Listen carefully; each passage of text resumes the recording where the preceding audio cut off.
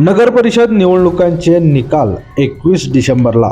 उमेदवारांना व प्रतिनिधींना गोडाऊन समोर बसण्याची व्यवस्था. बुलढाणा जिल्ह्यातील 10 नगरपालिकांची निवडणूक 2 डिसेंबर रोजी शांततेत पार पडली असून सर्वच प्रभागाची मतमोजणी आता 21 डिसेंबर रोजी होऊन निकाल जाहीर करण्यात येणार आहे. तर निवडणूक आयोगाच्या निर्देशानुसार उमेदवारांना व त्यांची प्राधिकृत केलेल्या प्रतिनिधींना तोपर्यंत गोडाऊन समोर बसण्याची व्यवस्था करण्याचे निर्देश देण्यात आले आहे.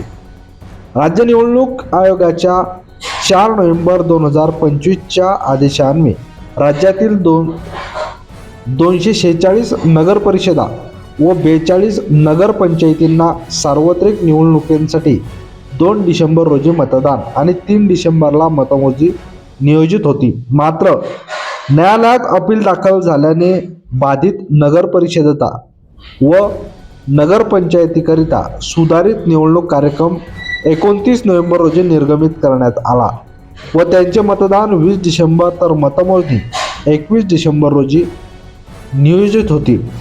मात्र माननीय मुंबई उच्च न्यायालयाचे नागपूर खंडपीठात रीट याचिकेमध्ये 2 डिसेंबर रोजी झालेल्या सुनावणीमध्ये 3 डिसेंबर रोजी होणारी मतमोजणी आता 21 डिसेंबर 2025 रोजी सकाळी 10 वाजेपासून करण्यात येऊन निकाल घोषित करण्याचा निर्णय दिला आहे.